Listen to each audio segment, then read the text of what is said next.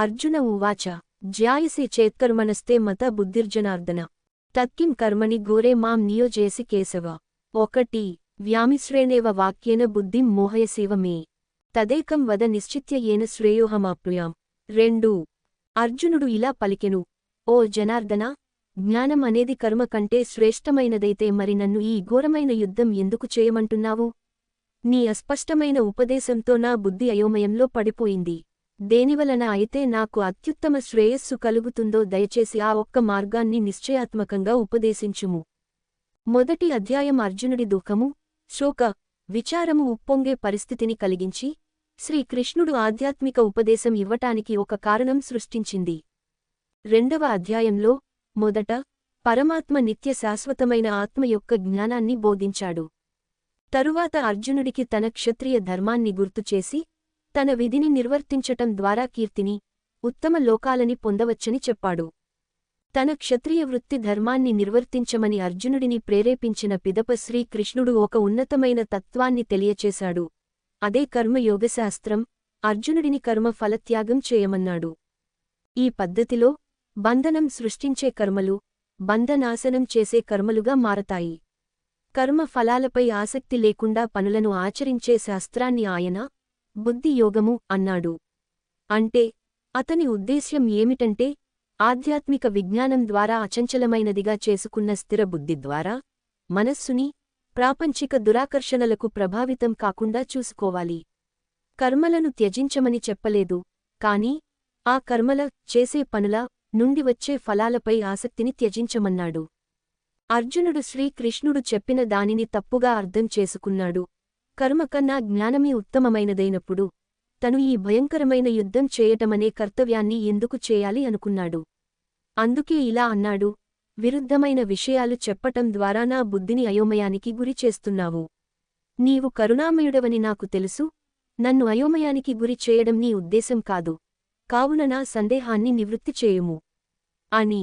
శ్రీ భగవానువాచ లోకేస్మిన్ ద్వివిధా నిష్టా పురా ప్రోక్తా మయాంఘ జ్ఞానయోగేన సాంఖ్యానాం కర్మయోగేన యోగినాం. 3 భగవంతుడు ఈ విధంగా పలికెను, ఓ పాపరహితుడా, భగవత్ ప్రాప్తికి జ్ఞానోదయము ఉన్న 2 మార్గములు ఇంతకు పూర్వమే నాచే చెప్పబడినవి. ధ్యాన నిష్టయందు ఆసక్తి కలవారికి జ్ఞాన మార్గము, మరియు పనుల పట్ల ఆసక్తి కలవారికి కర్మ మార్గము. అర్ధరాత్రి 2:39 శ్లోకంలో శ్రీకృష్ణుడు ఆధ్యాత్మిక సిద్ధి కొరకు 2 మార్గములను ఉపదేశించెను. మొదటిది విశ్లేషణాత్మక అధ్యయనం ద్వారా ఆత్మ యొక్క నిజ స్వభావాన్ని మరియు అది శరీరము నుండి ఎలా వేరైనదో తెలుసుకోవటం. శ్రీకృష్ణుడు దీనిని సాంఖ్యయోగం అన్నాడు. తత్వ విచారణ దృక్పథం ఉన్నవారు మేధో విశ్లేషణ ద్వారా ఆత్మ జ్ఞానాన్ని తెలుసుకునే ఈ మార్గం వైపు మొగ్గు చూపుతారు. రెండవది భగవంతునిపై భక్తి భావనతో పని చేయటం లేదా కర్మయోగము. శ్రీకృష్ణుడు దీనినే ఇంతకు క్రితం శ్లోకంలో చెప్పినట్టు బుద్ధియోగం అని కూడా అంటాడు. ఈ రకంగా పనిచేయటం అంతఃకరణాన్ని శుద్ధి చేస్తుంది మరియు నిర్మల మనస్సులో జ్ఞానం సహజంగానే వృద్ధినొంది అది జ్ఞానోదయ స్థితి వైపు దారితీస్తుంది. ఆధ్యాత్మిక పదంలో ఆసక్తి ఉన్నవారిలో ధ్యానము, విశ్లేషణ పట్ల మొగ్గు చూపేవారు ఉంటారు, మరియు కర్మలు, పనుల పట్ల ఆసక్తి ఉన్నవారు కూడా ఉంటారు. కాబట్టి ఆత్మకి భగవత్ప్రాప్తి అభిలాష ఉన్నప్పటి నుండి ఈ 2 మార్గాలు ఉన్నాయి. తన ఉపదేశం అన్ని రకాల జనులకు ఉద్దేశించబడింది కాబట్టి శ్రీకృష్ణుడు ఈ రెంటినీ గురించి వివరిస్తున్నాడు. న కర్మనామనారంభాన్నైష్కర్మ్యం పురుషోస్నుతే న చ సన్యసనాదేవ సిద్ధిం సమధిగచ్చతి. 4 మనుష్యుడు కర్మలను ఆచరింపకుండా ఉండి కర్మబంధము, ప్రతిక్రియ ల నుండి విముక్తి పొందజాలడు. అలాగే కేవలం బాహ్య, భౌతిక సన్యాసము ద్వారా జ్ఞానసిద్ధిని పొందజాలడు. ఈ శ్లోకం యొక్క మొదటి పాదం కర్మయోగికి, కర్మ మార్గాన్ని ఆచరించేవారికి ఉద్దేశించబడినది. 2వ పాదం సాంఖ్యయోగికి, జ్ఞాన మార్గాన్ని ఆచరించేవారికి ఉద్దేశించబడినది.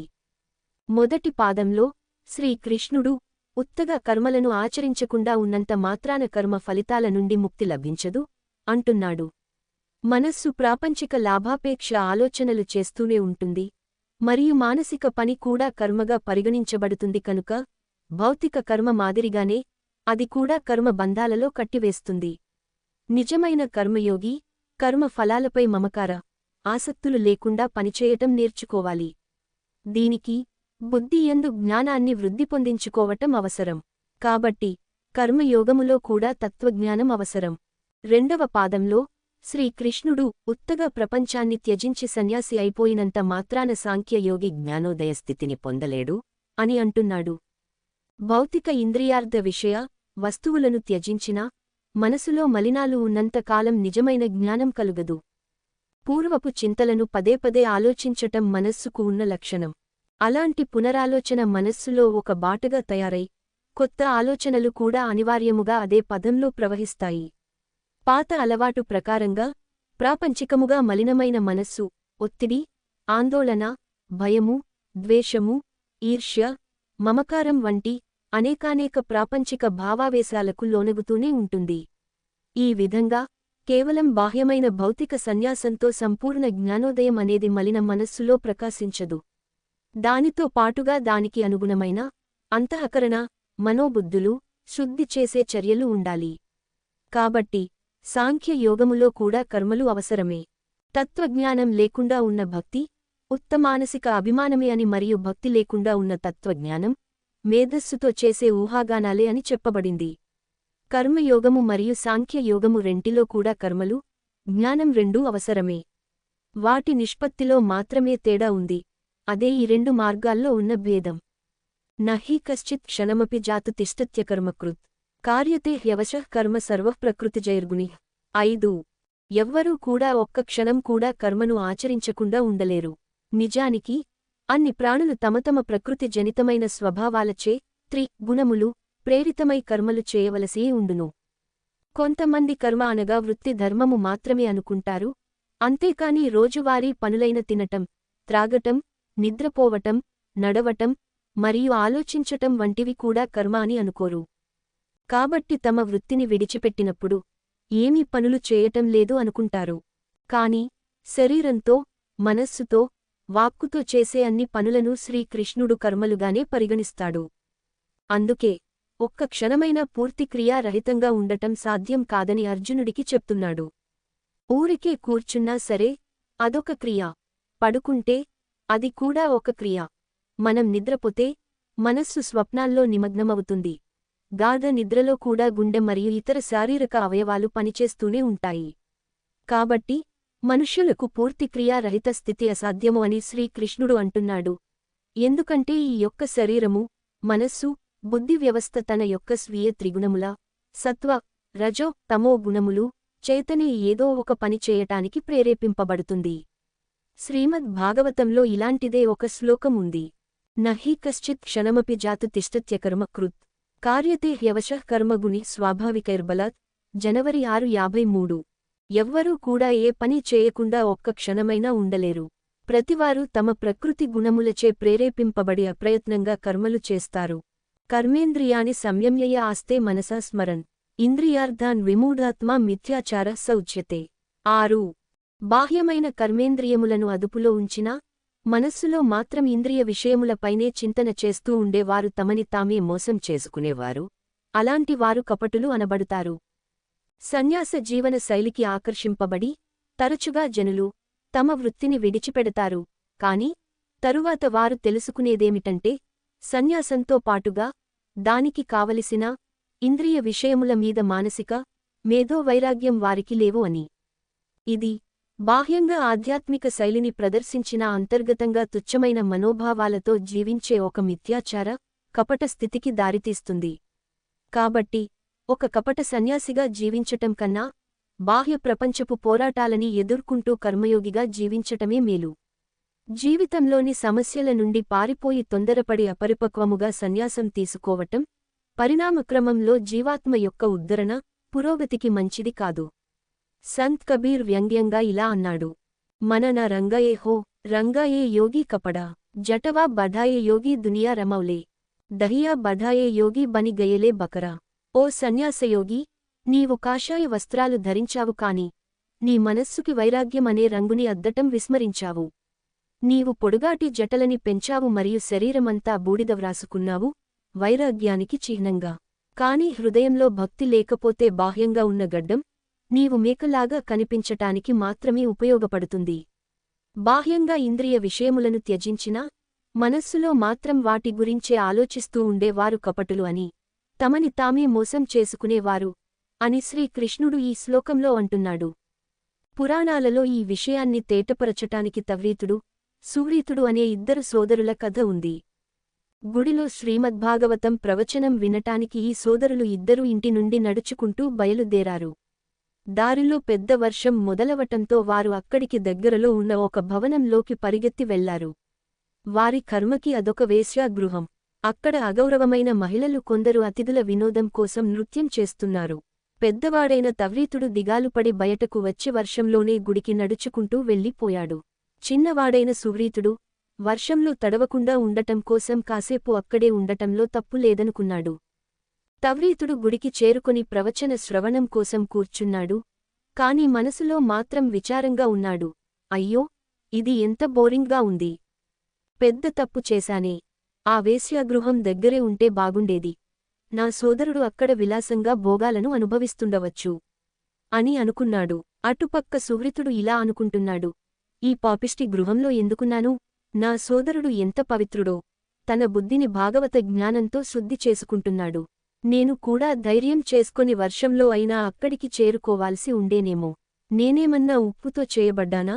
కొంచెం వానకే కరిగిపోవటానికి అని. వాన ఆగిపోయిన తరువాత ఇద్దరూ ఒకరి దిశగా మరొకరు బయలుదేరారు. వారు కలుసుకోగానే ఒక పిడుగుపడి ఇద్దరూ అక్కడికక్కడే మరణించారు. యమదూతలు తవ్రీతుడిని నరకం తీసుకెళ్లటానికి వచ్చారు. తవ్రీతుడు ఫిర్యాదు చేశాడు.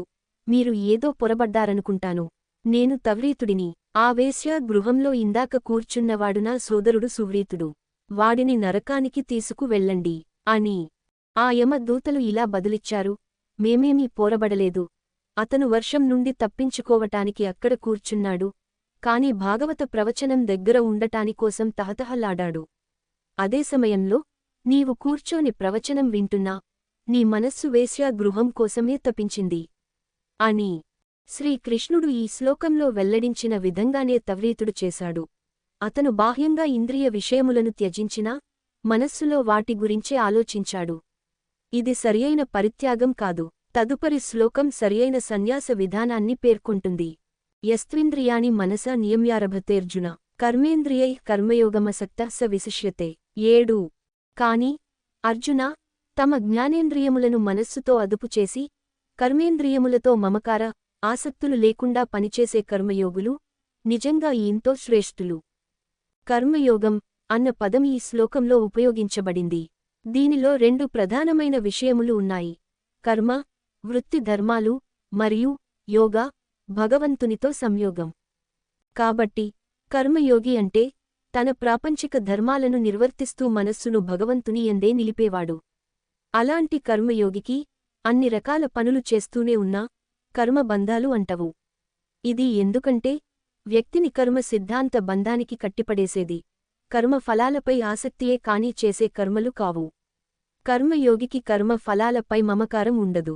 మరోపక్క ఒక కపట సన్యాసి క్రియలను త్యజించినా మమకారం విడిచిపెట్టడు. కాబట్టి కర్మ సిద్ధాంత బంధానికి కట్టుబడిపోతాడు. గృహస్థు జీవనంలో ఉండి కర్మయోగము ఆచరణ చేసేవాడు మనస్సులో ఇంద్రియ విషయములపైనే చింతన చేసే కపట సన్యాసి కన్నా ఎంతో ఉత్తముడు అని శ్రీకృష్ణుడు ఇక్కడ చెప్తున్నాడు. జగద్గురు శ్రీ కృపాలజీ మహారాజ్ ఈ 2 స్థితులను చాలా అందంగా తేటతెల్లం చేశారు. మన హరిమేన్ తన జగత్మేన్ కర్మయోక్తహి జానా. తన హరిమేన్ మన జగత్మేన్ యహ మహాన అజ్ఞాన. భక్తి శతకము 84 శ్లోకం. శరీరం జగత్తులో, మనస్సు భగవంతునిలో ఉంచి ప్రపంచంలో వ్యవహారాలు చేయటమే కర్మ యోగం అని తెలుసుకోండి. శరీరంతో ఆధ్యాత్మికంగా ఉంటూ మనస్సు నిండా ప్రాపంచిక అనుబంధాలతో ఉండటమే కపటత్వం, మహా అజ్ఞానం అని తెలుసుకోండి. నియతం కురు కర్మత్వం కర్మజ్యాయో హ్యకర్మణః శరీరయాత్రాపి చ తేన ప్రసిద్ధ్యేద కర్మణః. 8 కాబట్టి నీవు వేదముల అనుగుణంగా విధింపబడ్డ కర్తవ్యమును నిర్వర్తించాలి. ఎందుకంటే పనులు చేయటం అనేది క్రియారాహిత్యము కన్నా ఉత్తమమైనది. క్రియాకలాపములను విడిచిపెట్టడం వలన శరీర నిర్వహణ కూడా సాధ్యం కాదు. మనస్సు, బుద్ధి భగవద్ధ్యాసలో పూర్తిగా నిమగ్నమైపోయేంతవరకు కర్తవ్య ధోరణితో బాహ్యమైన భౌతిక పనులను చేయటం వ్యక్తి అంతఃకరణ శుద్ధికి చాలా మంచిది. కాబట్టి మనోయింద్రియముల నియంత్రణ నిమిత్తం వేదములు మానవులకు ధర్మబద్ధ విధులను నిర్దేశించాయి. నిజానికి సోమరితనం అనేది ఆధ్యాత్మిక మార్గంలో అతిపెద్ద అవరోధాలలో ఒకటిగా చెప్పబడింది. ఆలస్య హి మనుష్యానాం శరీరస్థో మహాన్ రిపుః నాస్త్యుద్యమసమో బంధుః కృత్వాయం నావసేదతి. సోమరితనం అనేది మనుష్యులకు ప్రధాన శత్రువు. అది వారి శరీరంలోనే ఉంటుంది కాబట్టి మరింత హానికరమైనది. పని అనేది వారికి అత్యంత నమ్మకమైన స్నేహితుడులాంటిది. అది పతనం నుండి కాపాడుతుంది. సాధారణ క్రియలైన తినటం, స్నానం చేయటం మరియు ఆరోగ్యం కాపాడుకోవటం వంటి వాటికి కూడా పని చేయాలి.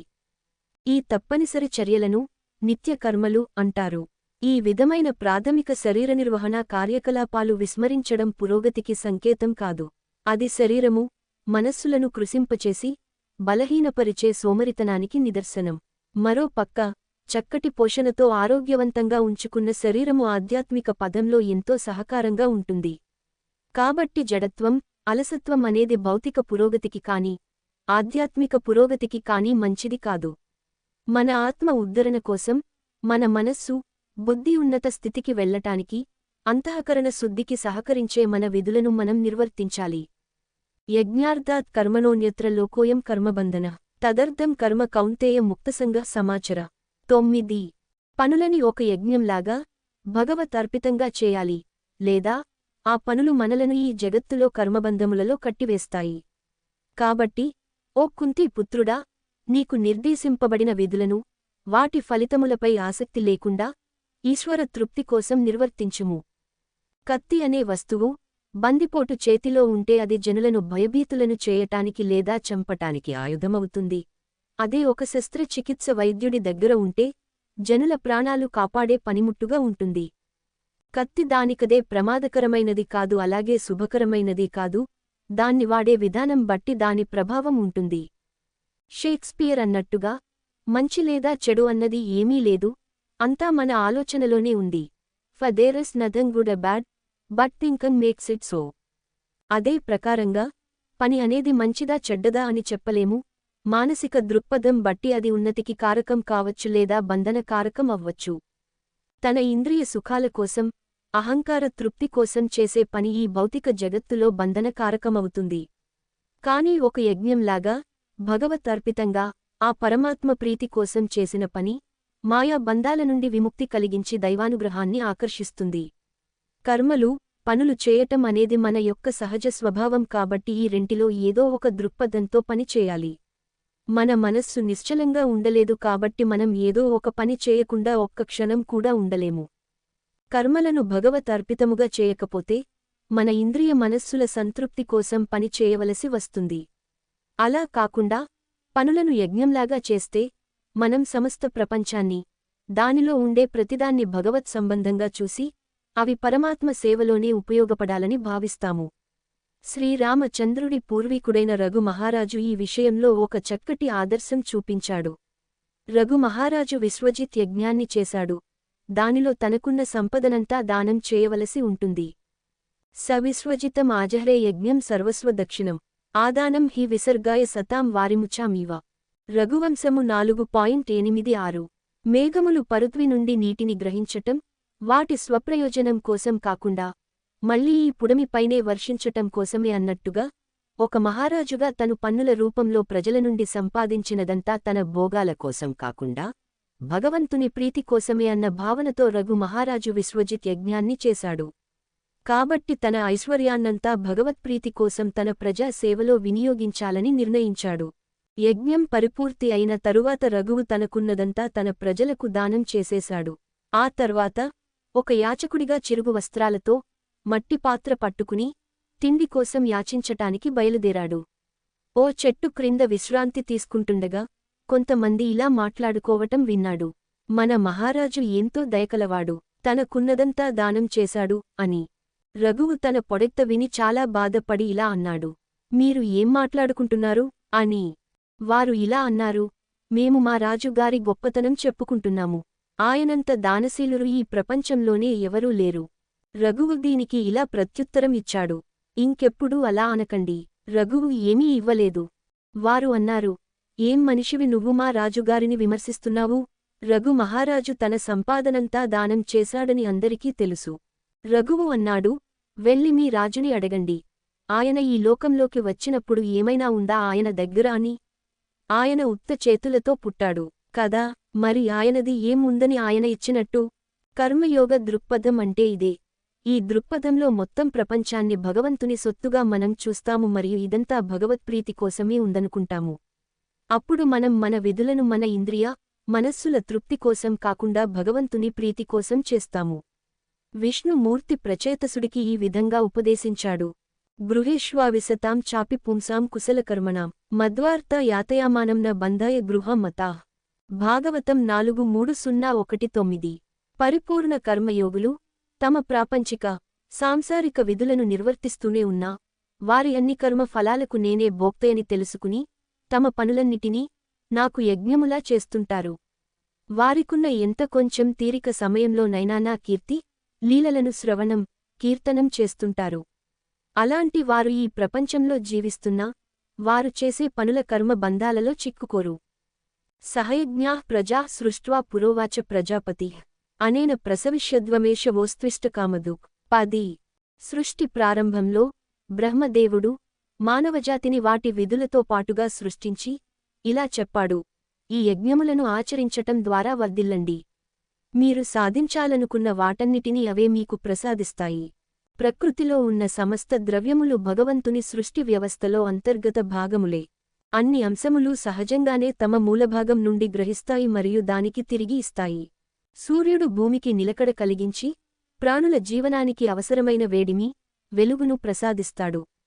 భూమి తన మట్టి నుండి మన పోషణ కోసం ఆహారం తయారు చేయటమేగాక నాగరిక జీవన శైలి కోసం ఎన్నో ఖనిజాలను తన గర్భంలో ఉంచుకుంది. వాయువు మన శరీరంలో జీవశక్తిని కదిలిస్తుంది మరియు శబ్దతరంగ శక్తి ప్రసరణకు దోహదపడుతుంది. మనం మానవులం కూడా భగవంతుని యొక్క సమస్త సృష్టి వ్యవస్థలో అంతర్గత భాగాలమే.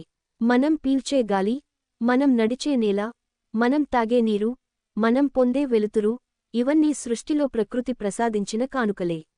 మన జీవన నిర్వహణ కోసం వీటన్నిటినీ వాడుకుంటున్నప్పుడు వ్యవస్థ కోసం మనం చేయవలసిన విధులు కూడా ఉంటాయి. విధింపబడిన కర్తవ్యములను భగవత్సేవలాగా చేయటం ద్వారా ప్రకృతి యొక్క సృష్టి చక్రంలో మనము తప్పకుండా పాలుపంచుకోవాలి అని శ్రీకృష్ణుడు అంటున్నాడు. ఆయన మన నుండి కోరుకొనే యజ్ఞం అదే. ఒక చేతిని ఉదాహరణగా తీసుకోండి. అది శరీరంలో ఒక అంతర్గత భాగం. దానికి కావలసిన పుష్టి, రక్తము, ప్రాణవాయువు, ఆక్సిజన్, పోషకాలు మొదలగునవి శరీరం ద్వారా అందుతాయి. తిరిగి అది శరీరం కోసం అవసరమైన పనులు చేస్తుంది.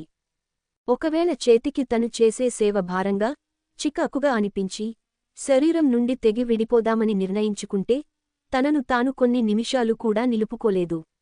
తన శరీరం పట్ల తాను చేసే యజ్ఞం వల్లనే చెయ్యి యొక్క ప్రయోజనం కూడా నెరవేరుతుంది. అదే విధంగా మన జీవాత్మలం కూడా పరమాత్మ యొక్క సూక్ష్మ అంశములమే మరియు ఈ మహోన్నత వ్యూహ పథకంలో మన పాత్ర మనకుంది. మనమా పరమాత్మ కోసం యజ్ఞం చేస్తే మన ప్రయోజనం సహజంగానే నెరవేరుతుంది. సాధారణంగా యజ్ఞం అన్న పదం అగ్ని హోమంతో చేసే ప్రక్రియను సూచిస్తుంది. భగవద్గీతలో యజ్ఞం అంటే భగవంతునికి సమర్పితంగా చేసే వేద విహిత కర్మలు, విధులు అన్నీ కూడా దానిలోకి వస్తాయి.